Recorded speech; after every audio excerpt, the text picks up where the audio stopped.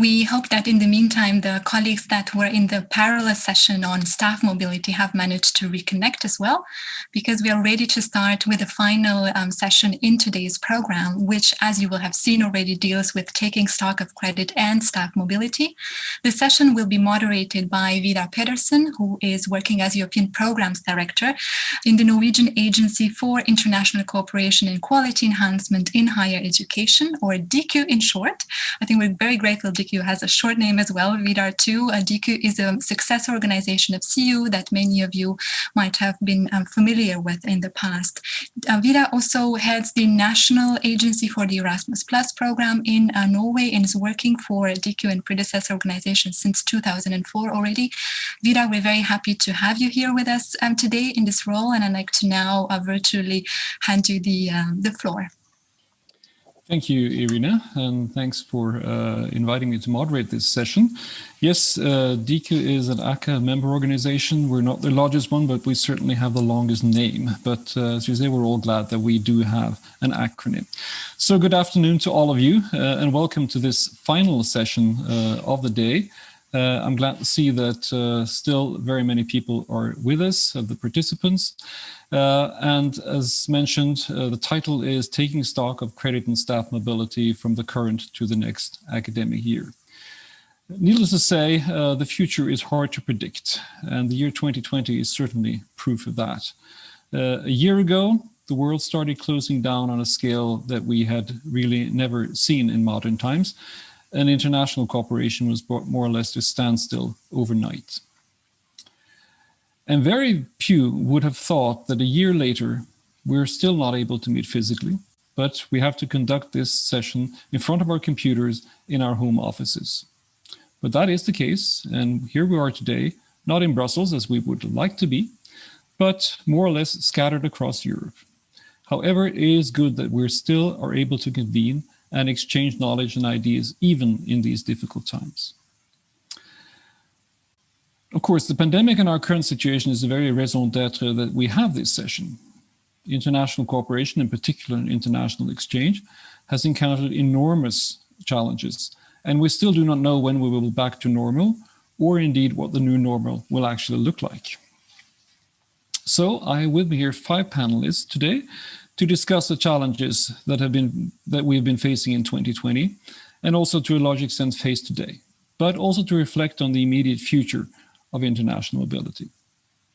And the speakers who are with us here today are Albina, Szeles, co-director of the Center for Global Engagement at Coventry University in the UK, Anni, Kallio, program manager for Erasmus Plus higher education at the Finnish National Agency, EDUFI, Katarzyna Aleksy, head of Department of Programs for Institutions at NAWA, the Polish Agency for Academic Exchange, Stephan Geifes, director of the Erasmus Plus Higher Education National Agency at the German Academic Exchange Service, the DAAD, and last but not least, Kostis Giannidis, president of the Erasmus Student Network, ESN. In preparing for this session, we have asked the panelists to prepare remarks on 2 questions, one on what the major impact has been of the COVID-19 pandemic on credit and staff mobility in your countries or institutions. What were the key challenges and what solutions were proposed or made? And the second, what are your plans for credit and or staff mobility in the future, and what are your prospects? Now, the session is structured so that you will, each panelist will have up to 3 minutes to answer each of these questions. And we will follow that by a Q&A session immediately after after the interventions from the panelists. So there will be 2 Q&A sessions, and please use the Q&A function as you have done in Zoom before. And please pose the questions as the panelists speak, and we will deal with them in 2 rounds after each of the questions. So that will mean that we can start, and I will give the floor to Albina first, please. Thank you very much, Vidar, and I hope you can hear me well. Good morning, good afternoon, and good evening to wherever in the world you are. Warm welcome from myself from Coventry University. I would like to begin by saying that COVID-19, without any doubt, had disrupted our student and staff mobility in our institution, other institutions in UK and institutions worldwide. Internationalization and in particular international experience are at the heart of educational offer at Coventry University. We recognize that students that go abroad are more likely to develop personally, but also achieve better academic and employability outcomes. So we see the value that international students also bring and staff mobility brings to the curriculum and our campuses. In 1920, we had plans to send over 7,000 students on credit and short-term mobility abroad. Over the years, we were also very actively participating in programs such as Erasmus+, and to allow our students to go for a semester or a year abroad at overseas institutions, do work placements, and also enable our staff to connect with partner institutions. But we also have put strong emphasis on widening participation, both through short-term experiences abroad, like field trips, and virtual mobility. Prior to the pandemic, we've already established a significant portfolio of collaborative online international learning projects, with close to 4,000 of our Coventry University students participating in those projects to connect yearly with peers and professionals through internet-based tools and developing their international and intercultural knowledge and skills through that. While it certainly has been a challenge to support students that were abroad at the time when pandemic hit, it took a lot of work to connect with our partners, work closely with them and our offices like registry, health and safety, travel, management companies and insurance companies to make sure that they were safe and they had all the support needed to either come back or stay abroad. But I think what's most important is how we've managed to innovate our international experience further and learn what can be done in such a difficult time as well.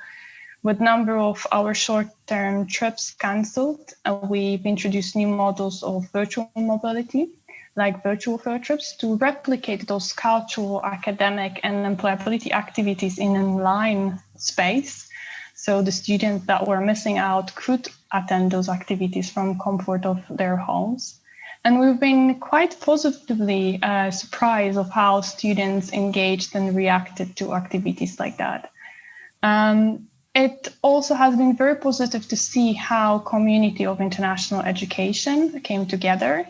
Pandemic has affected all of us, as I said, but we've seen an amazing response from our partner institutions that supported us, supported our students, and also connected with us to get things moving and introduce new activities such as virtual mobility, virtual trips, to provide really interactive and quality education in those challenging and uncertain times.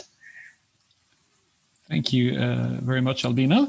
And I'll continue then to Anni as the next speaker.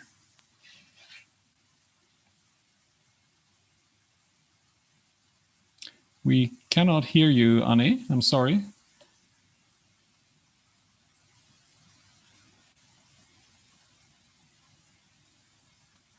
Do you hear me now? Yes. Yes. Thank you. Oh, we had a test a week ago, and I made it work, but now, well, the same problem came again. Well, anyways, thank you, Vidar, and thank you, Akka, for inviting me to this panel. It's very nice to see also many familiar names in the list of attendees. So it's a pity we cannot meet in person, but very nice to meet you all here. Yes, so my perspective is like a national perspective from Finland. So as what Albina already said, also in Finland, the pandemic greatly challenged the implementation of international mobility in the field of higher education, although it didn't fully stop as what happened in many other educational sectors. Since the beginning of the pandemic, EDUFI, so my organization, has regularly collected information from the Finnish higher education institution institutions as a snapshot survey on the state of play regarding the mobility, so the numbers and the implementations that are taking place. So we have been quite well informed on what is going on in the field. So basically what happened to staff mobility, so it took a full stop right from the beginning. So many higher education institutions introduced travel bans for staff. So it was basically end to all staff mobility. And regarding student credit mobility, the long-term mobility continued, although very much reduced from the normal level. The outgoing mobility from Finland was hit much harder than the incoming one. When we compare the numbers during this year of pandemic to the normal level, so maybe only like some 25 or anyways under 30% of the normal level of outgoing student mobility from Finland has been taking place. But at the same time, the number of incoming students has been much higher, so almost 50 or at least 40% of the normal level. So quite a remarkable number actually, and yeah, in the first maybe a bit of a surprise, but proving that the higher education institutions have been able to maintain services and to establish new services for students in the times of the pandemic. Yeah, so this happened in the autumn, although 11 out of 37 Finnish higher education institutions completely canceled student mobility in the autumn. Still a lot of students were sent and received. Now in the spring semester, almost all Finnish higher education institutions had decided to send and receive students, which I think proves the fact that it is seen such an important means for students to gain competencies to participate in international mobility. So they didn't, the higher education institutions didn't easily want to give up this option. And although now when these variants of the COVID virus started to spread now in the beginning of February, half of Finnish higher education institutions decided to cancel receiving any more incoming students. But as the academic year in Finland starts already in January, most students that were supposed to arrive for the spring semester had already arrived. But if we think about the measures... Can I ask you to conclude, Anni? Yeah, okay. Yes. Okay, maybe, yeah, just to maybe to make sure that, or to repeat that, I think the higher education institutions were very innovative in creating making it possible to receive students and to send students in the times of the COVID. We have received reports of all kinds of services such as pickup service and food deliveries for quarantine students and online orientation, online courses and so forth. But I think I will stop here because I'm sure that the colleagues will have a lot of things to add to these experiences from other countries. Thank you, Anni. And we will move on to Katarzyna from Poland. Yeah, thank you, Vidar. Thank you, Akka, for the invitation, and welcome everybody in our afternoon session. NAWA is a non-Erasmus agency, and maybe it's also important to stress that we provide national funding for mobilities and projects, not only with European Union countries, but with the countries from all over the world. And as for the Polish perspective, I believe like in all European countries, more or less we have experienced the same challenges. Since mid-March 2020, the universities in general teach and work remotely, and we have noted a big decrease in short-term mobilities and exchange students. But today I would like to maybe focus on presenting NAWA's perspective as we provide financing for incoming degree students. Long-term mobility, in my opinion, suffered less from the pandemic, and therefore the impact of COVID on students' programs was not so significant. And maybe it's also important to mention that almost 50% of international students in Poland are from neighboring Ukraine, and next 10% is from Belarus. And such homogeneous group is maybe not the most desired composition in general, but in the time of COVID, geographical distance, or rather I would say the lack of distance, was an advantage. And we could even observe the increase in the number of international students. And one of the reasons for that was of political background. NAWA announced in October 2020 an initiative called Solidarity with Belarus. And over 850 students from Belarus received additional national funding for scholarships at 75, I believe, universities in Poland. And as long as we talk about mobility of staff, again, NAWA provide financing for incoming and outgoing scientists, and in both cases, the flexibility was the buzzword. The possibility of the scholarship dependent on the geographical direction. Again, European exchanges were realizing bigger percentage, and over 60% of all the projects started without delays or with some small delays or extensions. But while traveling for research projects to America or Asia was almost impossible. So instead of going to US, the researcher decided to go to universities in Europe. In programs in which we finance short-term mobility, like CPUS, probably you know also the program, those programs were actually suspended and only single mobilities were implemented. And another buzzword was annex. There were probably as many annexes with the prolongation of the research projects as the original agreements. And as for the challenges and solutions that we faced, the challenges and solutions that we invented, as a governmental agency, we have provided support to all international students and staff in the country. I will mention only 3-4 of them. Translation of official messages and news regarding restrictions in public places and services, and requirements regarding the quarantine, so the students could be also informed about the situation. We have organized webinars for students, for example, with psychologists on how to cope with isolation, loneliness, and stress. And students, NAWA scholarship holders that continue to stay in Poland and were in difficult situation due to COVID. I mean, like they actually could not have additional work and income. They could apply for additional funding from NAWA. And the last but not least, one of NAWA's tasks is also leading the campaign Ready, Steady, Go Poland to attract international students to study at Polish universities. And in this task, we had to switch fully online like the rest of the world.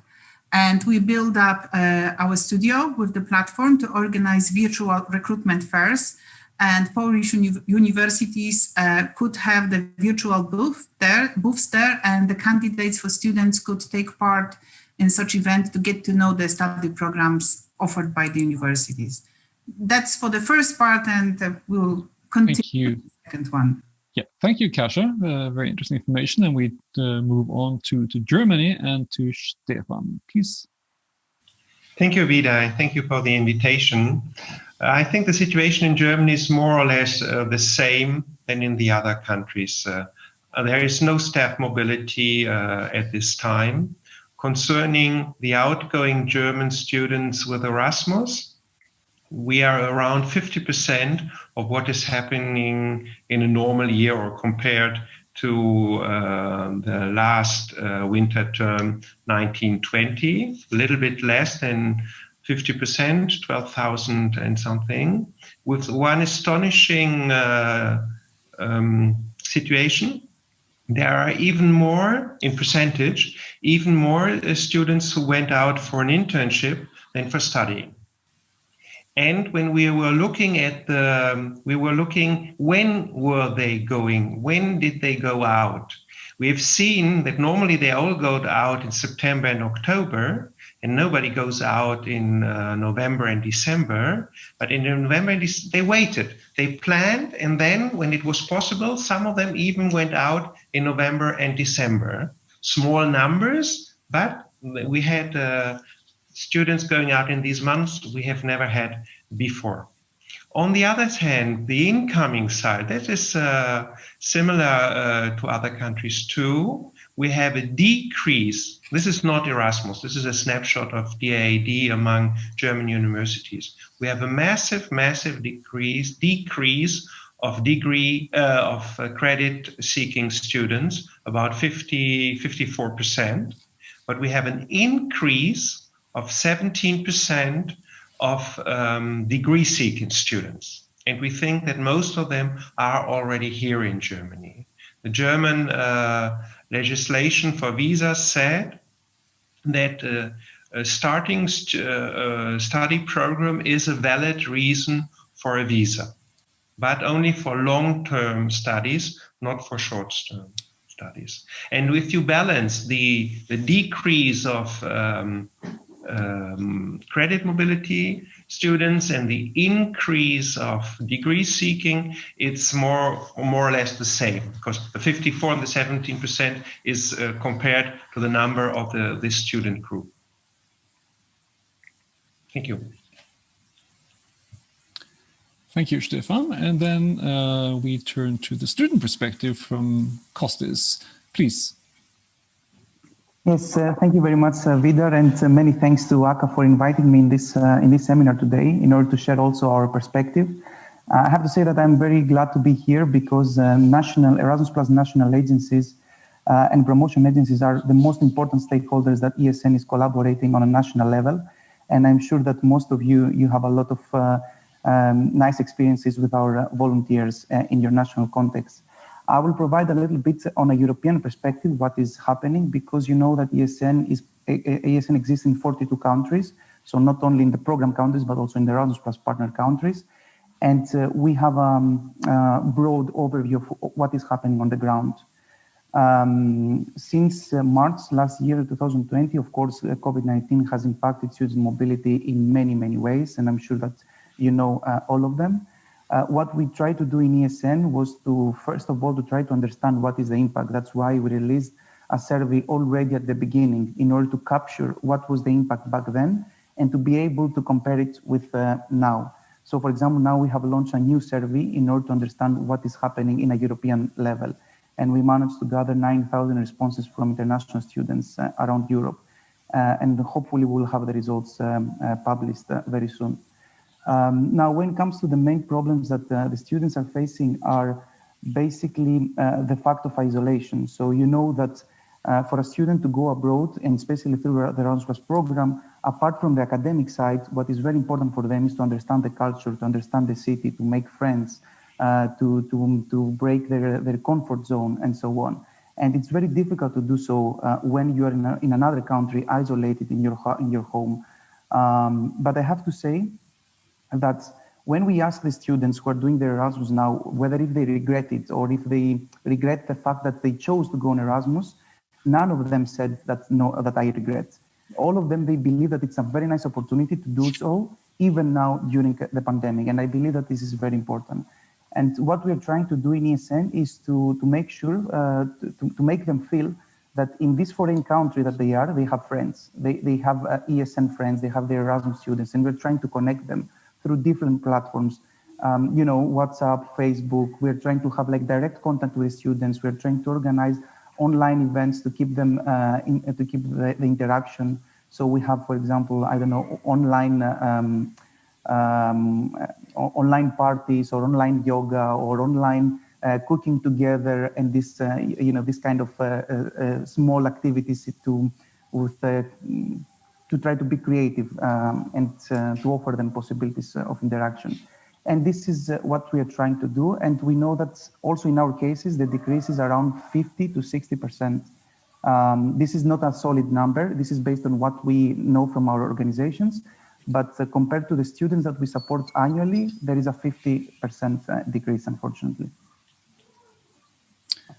Thank you very much. And that concludes the first round of interventions.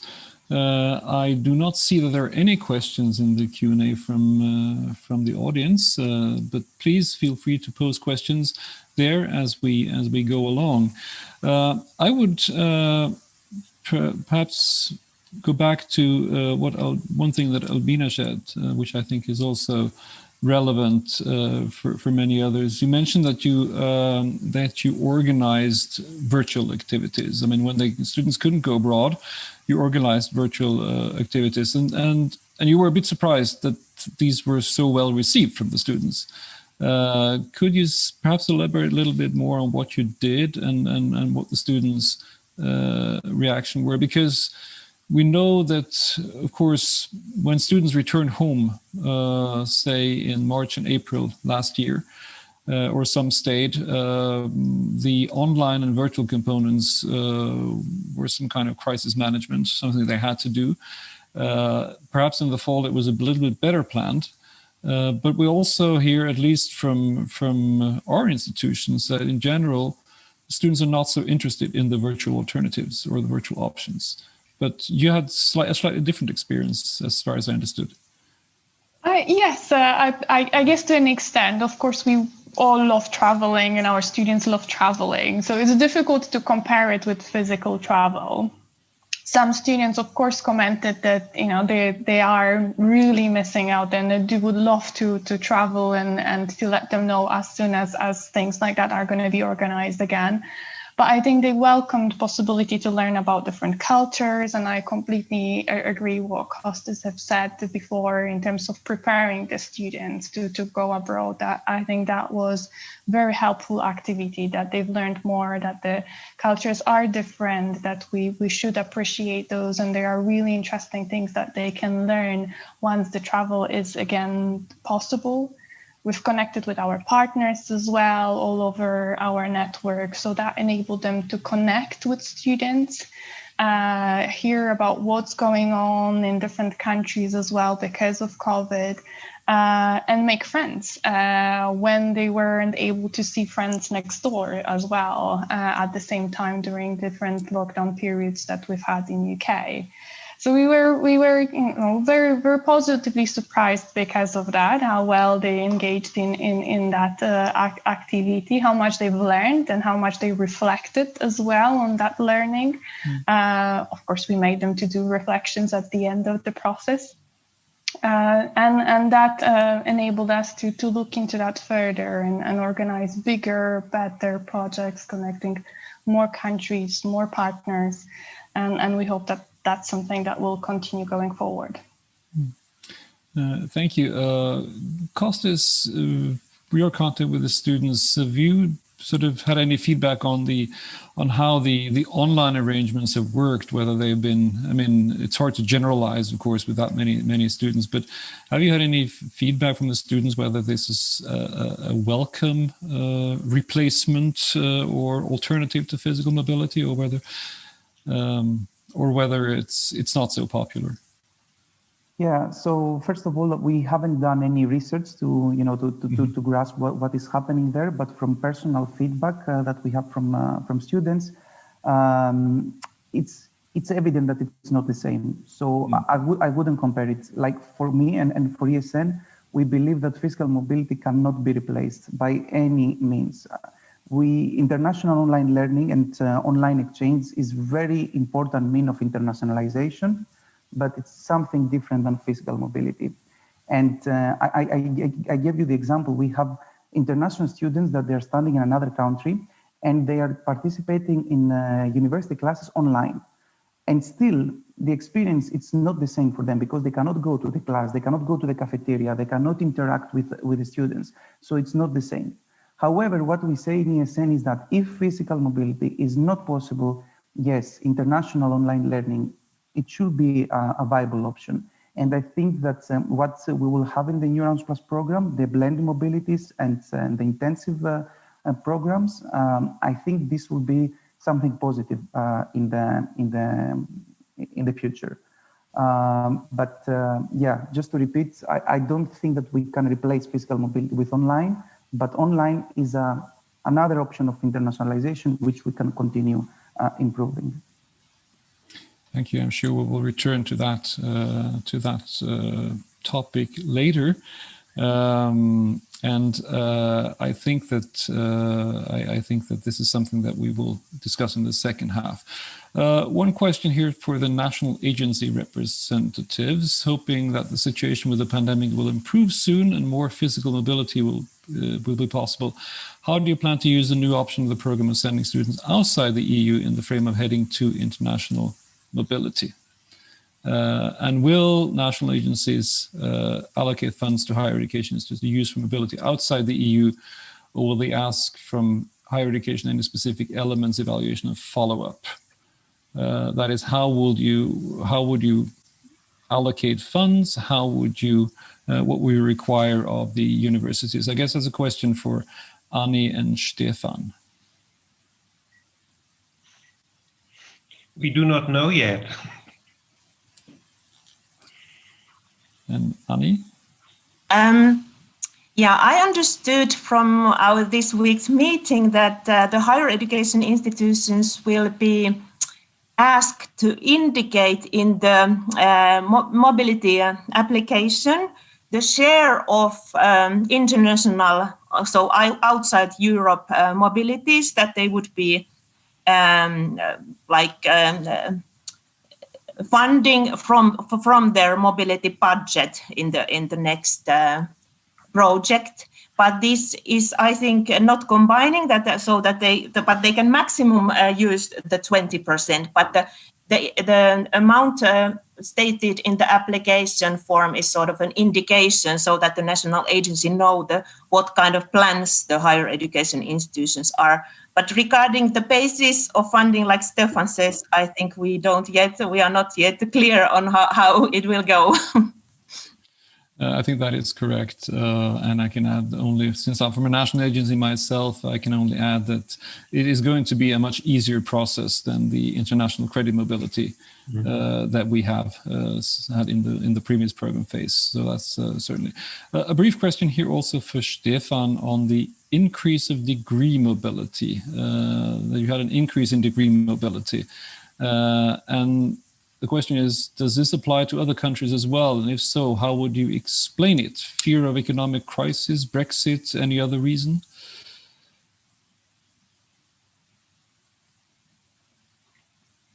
That's a good question. First of all, I think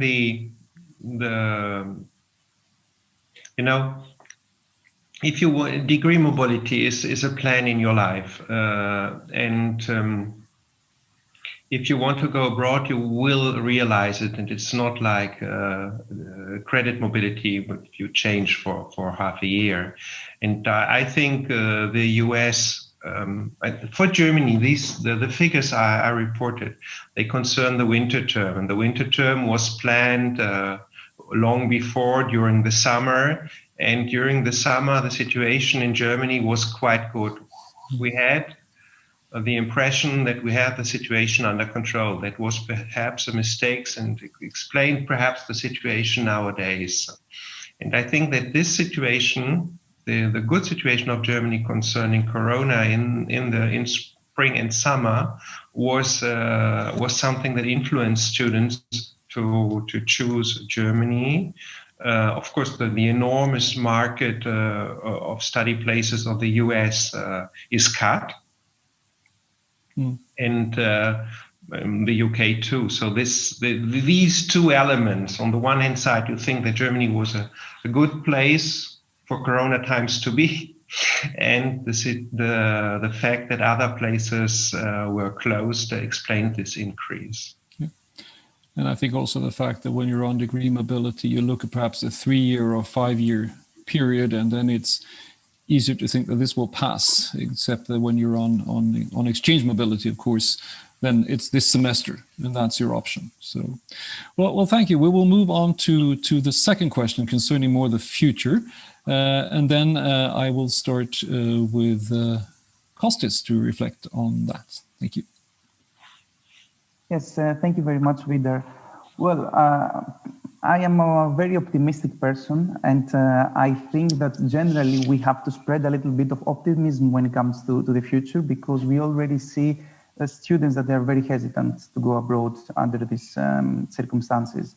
And if the situation is better, I think that we should all together as a higher education community to try to spread the good, nice vibes and good messages about revitalizing student mobility. What we are trying to do in ESN is to, from the summer and on, we start to launch a campaign in order to promote Erasmus+, to promote mobility opportunities. We are trying to coordinate with our national and local organizations to motivate students to take this chance. Because as I said already, we have students who have been on Erasmus currently during this situation, and still they are very satisfied with this opportunity. We are also trying to contribute in the new Erasmus+ program, as we are part of the Erasmus+ app, and we are trying to develop the app further in order to make the information there more accessible. We are trying to contribute to the digitalization of the program in order to eliminate all the administrative barriers. And generally, you heard today how many opportunities the new program will offer. So I think that we have a very nice momentum, that now vaccination is also here, so people have something to anticipate. So we have a plan in front of us, and we have the new Erasmus+ program coming. So I think we have to take this opportunity to revitalize mobility. And one last thing, I think it's very important for universities and national agencies to cooperate with the students, alumni of the Erasmus+ program, whether if it is ESN or any other student organization. We believe that the role of the Erasmus+ alumni and the Erasmus+ ambassador is very important in order to foster this peer-to-peer support on the grassroots level, and we are counting on you to do this all together. Thank you, Kostis, and then we move on to Stephan. I totally agree with Kostis. Our message to the students is to continue to plan as if it is possible. Because if you do not plan, you can't realize it. And if the situation of the pandemic is that you can't realize it at that moment, you can perhaps realize it later. I have a case of a young lady who wanted to do an internship in London, start the 1st of March. She started it online and hopes to go there the 1st of May. And even if she doesn't go on the 1st of May, the 1st of June, you don't know. But if you do not plan it, you can't do it. And our impression is, and that's something we read also in international studies, that the demand for pure online studying is very low. It's around 10%. But if it's combined with the perspective, the hope to do something, to realize it, then it gives the power and the interest to start it. That's the message we will continue to deliver. And we also promoted the situation that even, we are unfortunately, and I'm unhappy with that, but we can't pay a grant during the online phases in the home country. But we can pay the grant, and we in Germany decided that we do so. If you go physically to the other country and you're studying online in the host country, then you get the grant. And this is an intercultural experience, and we promote that too. And I think that's the reason why 50% of the winter term was realized. And we will continue to advise in this sense. One last point. Kostis said we have to work with the alumni. I'm just coming from another panel, and I was optimistic, and they say the students want to go out and they will continue to go out. And there was one lady, she told me, I'm not so sure because the experience of those who are just coming back is missing, telling them that it was great. I hope that may be a point, but at the same time, at least in Germany, we have been so much in the press, and the attention of the public is so highlighted on Erasmus that I hope that despite the non-communication of the recent alumni, we will continue to bring the students to go out. Thank you. Thank you very much. And then we move on to Kasia again. Thank you. So the news from the decision of the ministry from last Friday is that the current academic year will be online until September. However, we, as the agency, we will continue international promotion of our programs, and we will proceed with the new calls, hoping that we will slowly come back to to the normal or to so-called new normal. We don't have the crystal ball in the office yet, but we have made some, I would say, preparation or some predictions in the end of the last year.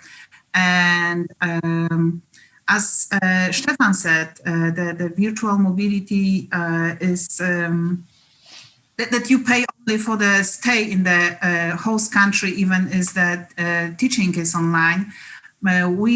Poland in CPUS program, we have actually introduced virtual exchanges with the financial support. What is eligible is a scholarship for the lectures and didactic work provided online from the home country at the host university. And the scholarship is paid out in a percentage of the original rate. And of course, it plays rather more motivating role to take part in international experience than it's not covering the cost of living in the host country. In another program focusing on international mobility, we call it PROM, we cannot finance virtual mobility as it's from the European Social Fund and like an Erasmus program. However, what we can offer to the PhD students and the researchers is the funding for participation in online events, increasing the competences like scientific conferences, professional training. Actually, no physical conferences are taking place. So the only one chance for them is to take part in online courses, training, workshops. So we finance the fee of such a conference or event. Another example, how to reply to or how to answer to the challenges is in another one program, Welcome to Poland. We finance activities ensuring the ongoing functioning of the institution in terms of minimizing the risk of spreading the COVID virus by, for example, developing or updating safety procedures or purchase of materials and means to ensure the safety for students and for staff from abroad, as well as university staff directly coping with them, or adaptation of rooms for isolation or quarantine for students and staff abroad. We offered also new programs. I ask you to conclude, Kasia. Yeah, so new programs responding to the challenges like agency grants. And the last conclusion is not when we will be ready to travel next academic year, but it's also when our hosts will be ready to host us. So that's the challenge, considering also the pace of vaccination process all over the world, not only in Europe. Thank you. Thank you, Kasia. And then Anni, please. Yes, I noticed earlier that 3 minutes is very little, so it need to be very concise.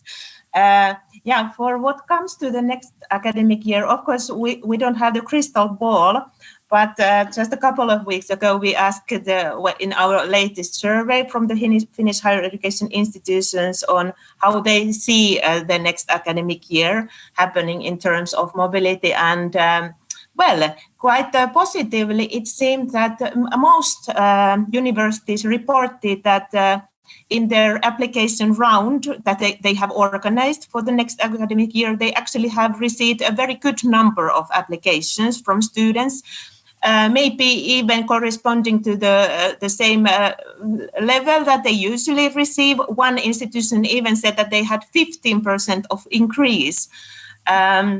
But also, on the other hand, some colleagues, some coordinators mentioned that maybe, well, the approach taken by the higher education institutions also reflects the motivation and the motivation of students, because those institutions that were maybe more reserved and maybe even decided to cancel mobility, they might have now received less applications because maybe their students are a bit more concerned about the future and a bit uncertain what will happen. But I think Stephan's earlier advice on students to go keep on planning for the future, because if you don't plan, then it will be very difficult to take part in mobility. I think this is very much true, and I'm happy to see that our universities and universities of applied sciences are working very hard on get the mobility going when it will be possible again, or even and at the same at this time also when some mobilities are taking place. So. Thank you, Anni. And then we turn to Albina, who is the one who sees students on a regular basis in her institution. What are your perspectives on the future, or what are your students' perspectives on the future? Thank you, Vidar, and thank you all. I think I agree. It's a very interesting question, and I wish I would have a definite answer here. And I guess as an institution based in UK, 2021 has not only brought us the challenges because of the new COVID-19 variant in UK, but also 1st of January also marked the end of Brexit. Following the outcome of the negotiations, we no longer will be associated to Erasmus Plus program, and we'll have a new national scheme named after Alan Turing. I guess in a context of very extraordinary economic pressures, it's great to see the financial support to the mobility agenda in the UK that reiterates the importance of mobility, of sending students abroad, and the impact it makes on us as an institution, on our students and community as a whole. Well, in times of crisis, I think international academic partnerships are going to be more important than ever. We see a challenge here with Turing-only funding, outgoing students, not outbound mobility. So I hope the national agencies will have funding available to send students to UK as well. But we do see a lot of interest from our students to go abroad. Some of them had very good experience despite the pandemic being abroad, and we see a lot of them asking loads of questions and planning for the future as well. So we are hoping, and I do hear a lot of voices from many different organizations saying that the student mobility will recover, and I am really hopeful that's going to be the case. I'm hoping that we will be able to support students, and we will certainly play our part in our university to enable as many students to go abroad as possible. We have an office in Brussels, in many different places worldwide, and we have a new campus in Poland. So we hope that through those initiatives, and also the initiatives that we've got on campus as well, we will be able to connect with our partners to build the future together. Well, I'm also hoping that going forward we will concentrate, and I'm quite positive about that, about concentrate on widening participation, and that's one of the reasons and key actions around Turing scheme as well. So we are hoping that we will be able to provide those experiences to as many students as we can through shorter experiences. And we will be also looking to connect through virtual experiences as well, to blend those activities together, to develop those skills of our students, to help them to become truly global graduates. And yeah, connect all of our countries. Thank you. Thanks, Albina. Thanks to all of you for your interventions. A couple of questions that have come in. One of them, the questioner herself says, this is a very heretic question. Do you think the Erasmus mobility added on COVID spread in Europe in the autumn? Charles University Prague, out of our 800 Erasmus students, 250 caught COVID in October and early November due to many parties. Some of them attended at the end of September. And I guess this is a question that's not only relevant for Erasmus, but perhaps for international mobility in general. I mean, when we see that our societies are closed down, one of the main aims is to decrease mobility in society, mobility, and that people do not go to work, do not go to universities, but stay at home and do the work from here as we are today. So do you think that this is actually a danger in itself, that increased student mobility could, whether it's Erasmus or not, could actually help spread the virus and bolster the pandemic instead of curbing it? I'll ask that question to you, Kasia, to begin with.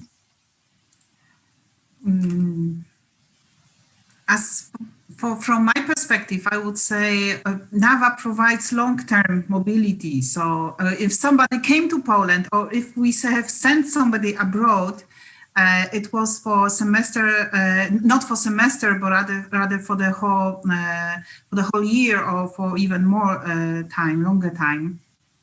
In general, people are mobile. Not only Erasmus is mobile, also for professional reasons, the whole industry, and even from Polish perspective, even people went to holidays because they could not work, or they could work remotely. So people traveled, used this time to travel.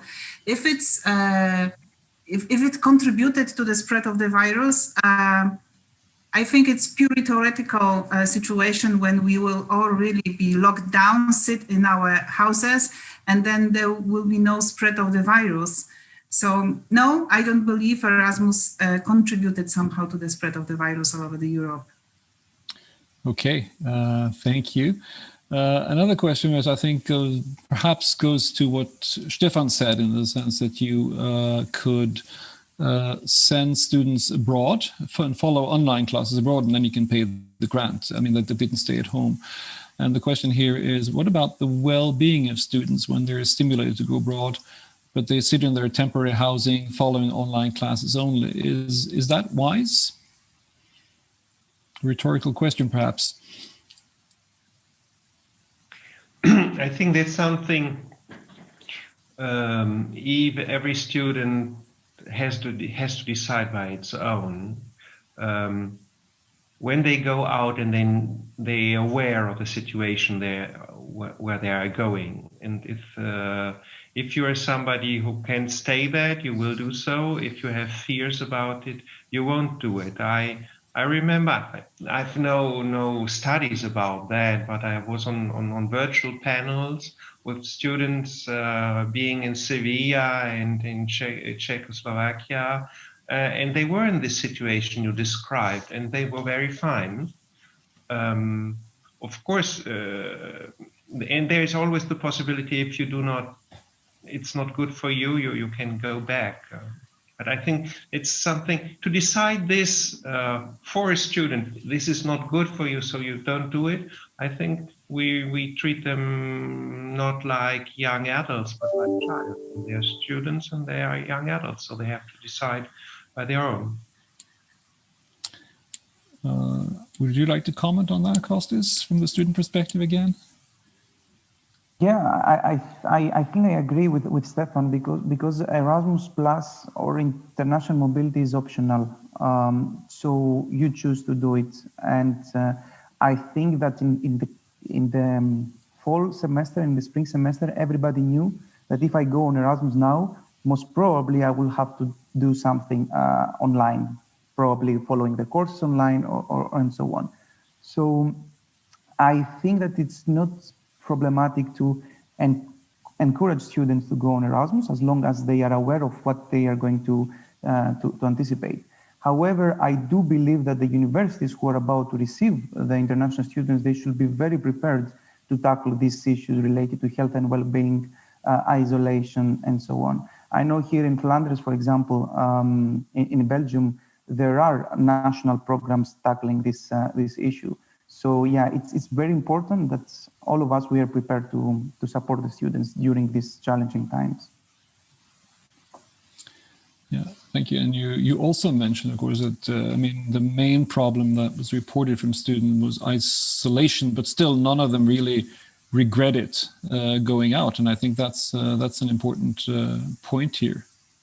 I want to clarify that this is not like what I said does not depict the overall European perspective, right? It's just individual feedback that we have from students. This is my feeling. This is the feeling that we get. So do not take my words like for granted that all of them, they feel the same. No, but I mean, it is certainly enough feedback that we can see that this is something that a fair share of students experience. But it's very good to know that still a lot of them do not regret, and then that's also my impression, because I have been a little bit concerned that this pandemic perhaps would since it now drags on well into 2021, which we didn't think it would do, say when we saw that mobilities were cancelled for the fall semester, we thought, well, everything is going to be fine in the spring semester, and we see it is not. So I've been a little bit concerned now that perhaps the pandemic would sort of kill the interest in student exchange, but that does not seem to be the case. I think students are very well aware of the opportunities that they have and would like to make use of them. And of course, for students, it's not that they can go abroad at any time. Basically, very many of them have mobility windows, so it's perhaps this and this semester, and if you miss out on that, you miss out on that experience. So I think they're very concerned and very aware of the opportunities that they have. And with vaccine rollout, although not as quick as we had hoped for, we see that there is certainly some light at the end of the tunnel, and we can all hope that things will return to some kind of normal in the fall of 2021. Although numbers probably will be affected for some time, but it's good to see that the interest of students is still there, and that is the most important thing, because they are the ones to benefit from this socially, but also, of course, academically, in the sense that it is a whole learning experience that they can have. And with that, I think I will wrap up. Thank our panelists and thank the audience that participated with their questions. And I will like to close off this session and give the floor back then to Irina to end this day's seminar. Thank you. Thank you very much, Vidar, indeed, and colleagues in the Taking Stock panel. We have indeed reached the end of today's program, at least the formal part of it. And I think it's been a truly packed afternoon with detail-filled presentations and many insightful exchanges as part of the question and answers sessions. So big thanks to our speakers of today, and big thanks to all of you in the audience for the insightful interactions and for staying with us until this late in the day. I think we've seen ample evidence throughout the day as well that with great challenges, and we are not short of them, again, come also some great opportunities, and at the same time some creative solutions. So we've heard many of them both from the European Commission side in the new program context, but also from the other colleagues that we've had representing either national agencies, higher education institutions, or student organizations. I will not make this wrap-up session any longer by elaborating in any of the key takeaways. We'll have time to do that at the end of the program tomorrow. So I want to very briefly say what comes next. So next come two things very concretely. For those of you that might not have immediate family obligations, this evening. We have set up in a parallel platform, you see the details in the chat, a networking space called the ACAFE. So if you have some time to informally network, we are looking forward to see you there. Again, connection details are in the chat. For those of you that can't stay with us any longer today, we're very much looking forward to ECU again tomorrow morning. The official program starts again at 9 sharp, Central European Time. And you can connect like today, some 10 minutes before the official start of the program. Thank you very much for today. We wish you a wonderful evening and see you very soon.